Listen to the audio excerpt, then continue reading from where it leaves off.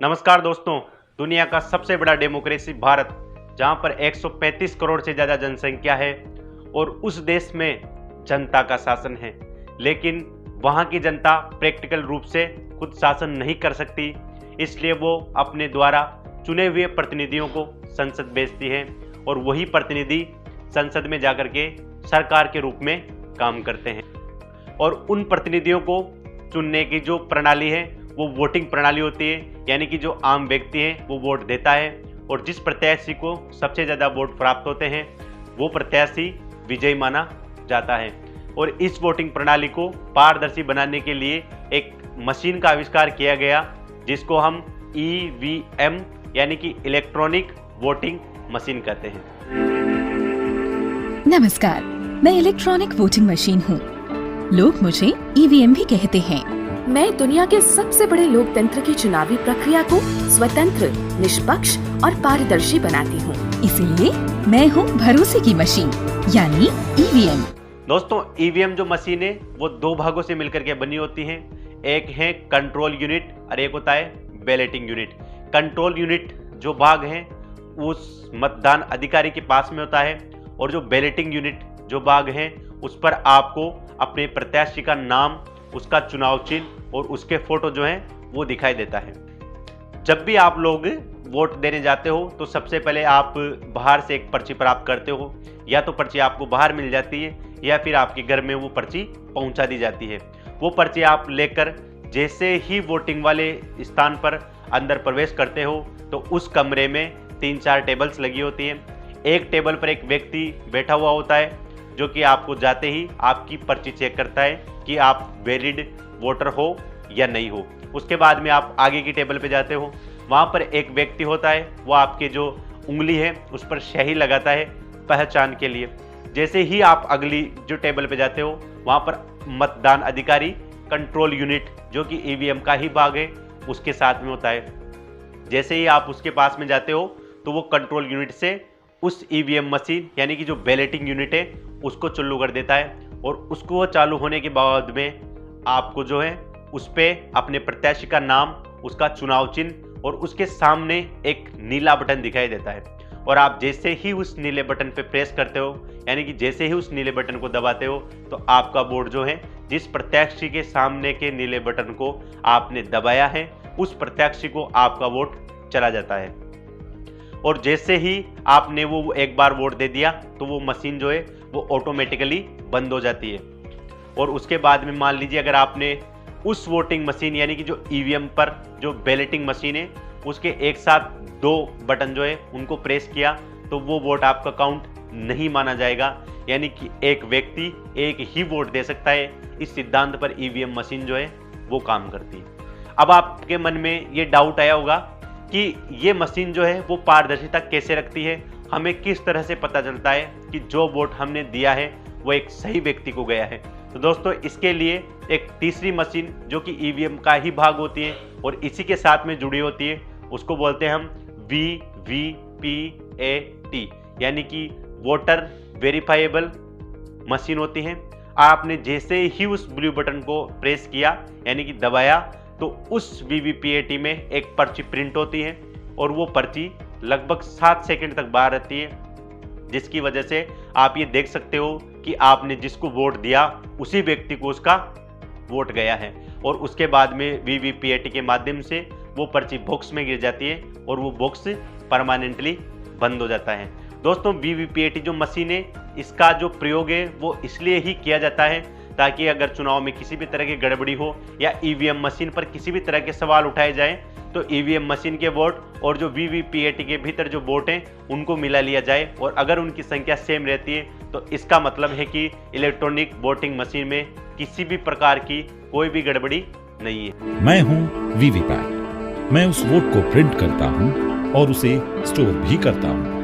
मैं दुनिया के सबसे बड़े लोकतंत्र की चुनावी प्रक्रिया को स्वतंत्र, निष्पक्ष और पारदर्शी बनाती हूँ। इसीलिए मैं हूँ भरोसे की मशीन। और VVPAT में अगर एक बार वो पर्ची गिर गई तो न तो उन वोट्स को कोई नष्ट कर सकता है, न ही उन वोट्स को कोई बदल सकता है। इसलिए VVPAT जो मशीन है वो वोटिंग में पारदर्शिता के लिए बहुत महत्वपूर्ण मानी जाती है। जैसे ही ये चुनावी प्रक्रिया समाप्त होती है तो इन मशीनों को कड़ी सुरक्षा के भीतर एक मतगणना जो कक्ष होता है उसमें ले जाया जाता है और इनको वहां पर रखा जाता है। मतगणना जो कक्ष होता है उसके मान लीजिए कि कोई इसी कक्ष के 2 दरवाजे हैं तो दरवाजा एक ही रहना चाहिए, इसलिए जो दूसरा दरवाजा है उनको हटा करके वहां पर परमानेंटली दीवार बना दी जाती है। उस कमरे की जो चाबी है उसके पास में 2 चाबियां होती है, एक चाबी कमरे का जो इंचार्ज होता है उसके पास में होती है और एक चाबी जो है वो एडीएम रैंक का जो अधिकारी होता है या उससे ऊपर का अधिकारी होता है उसके पास में होती है। वो जो कमरा जिसमें ये मशीनें यानी कि ईवीएम मशीन रखी जाती है उसको स्ट्रांग रूम बोलते हैं और उस स्ट्रांग रूम में 24 घंटे जो है वो बिजली की सुविधा होती है और वहाँ पर बाहर 24 घंटे जो है वो सीएपीएफ के जो जवान हैं वो तैनात रहते हैं।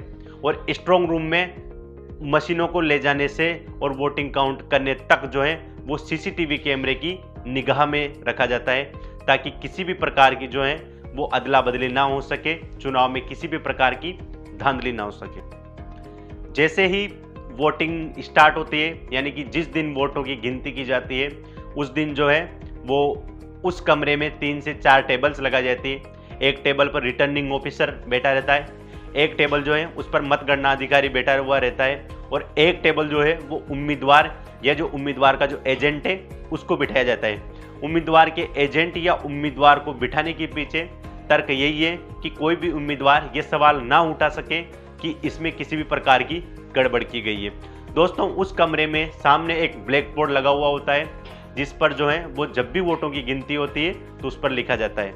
हमेशा जब भी लोकसभा या जो विधानसभा है इसके चुनाव की जब गिनती होती है तो उसमें हम मुख्यतः ये देखते हैं कि राउंड वाइज जो है वो गिनती होती है, यानी कि सबसे पहले कुछ ईवीएम मशीन जो है उनको निकाला जाता है, फिर उनके वोटों को काउंट किया जाता है और जैसे ही वोटों की काउंटिंग पूरी होती है तो C17S नाम का एक फॉर्म होता है जिस पर उम्मीदवार या जो उम्मीदवार का कोई भी एजेंट होता है उसके साइन करवा लिए जाते हैं और जैसे ही एक राउंड की वोटिंग समाप्त होती है तो उस ब्लैक बोर्ड पर किस प्रत्याशी को कितने वोट मिले ये लिख दिया जाता है।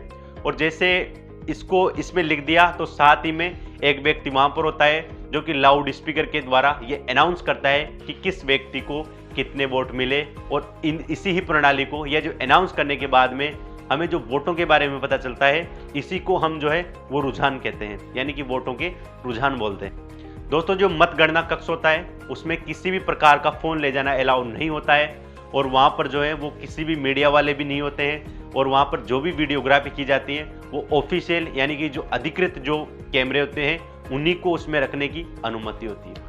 दोस्तों अगर आपको याद होगा तो शायद 2018 या 19 के लगभग कुछ विपक्षी दलों ने यह सवाल उठाए कि ईवीएम मशीन में गड़बड़ है या फिर इसको हैक किया जा सकता है। उन्होंने सुप्रीम कोर्ट में ये अर्जी लगाई कि जब भी ईवीएम मशीन के वोटों की गिनती की जाए तो साथ ही में जो वीवीपीएटी जो बॉक्स है उसके वोटों को उसके साथ में मिलाया जाए। तो चुनाव आयोग ने अपने दलील में कहा कि ये कराना प्रैक्टिकली संभव नहीं है, अगर इसमें ऐसा करवाया गया तो इसमें समय बहुत ज़्यादा लग सकता है और एक एक राज्य के चुनाव में लगभग 5 से 7 दिन तक लग सकते हैं। तो सुप्रीम कोर्ट ने इसमें यह डिसीजन दिया कि जब भी किसी जगह पर वोटिंग प्रक्रिया होगी तो सबसे पहले 5% ईवीएम के वोट और 5% वीवीपीएटी के जो वोट हैं उनको मिलाया जाएगा और अगर उनकी गिनती सही आती है तभी चुनावी प्रक्रिया को आगे बढ़ाया जाएगा।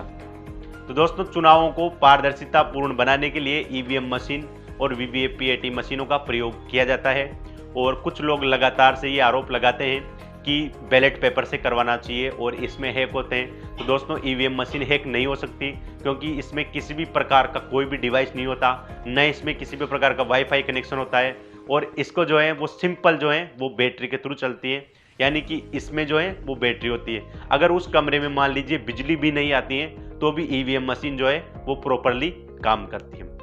तो होपफुली दोस्तों आपको समझ में आ गया होगा कि ईवीएम क्या होती है, ये कैसे काम करती है, वीवीपीएटी मशीन क्या है, वोटों की गिनती कैसे होती है, रुझान किसे कहते हैं, सुप्रीम कोर्ट में इसके के लिए क्या केस हुआ, तो आपको सभी बातें समझ में आ गई होगी। होपफुली दोस्तों अगर आपको वीडियो अच्छा लगा हो तो हमारे चैनल को सब्सक्राइब करें और हमें कमेंट करके जरूर बताएं कि अगला वीडियो किस विषय पर होना चाहिए। आप लोगों के सुझाव हमारे लिए बहुत बहुत महत्वपूर्ण है। बहुत बहुत धन्यवाद। Thank you.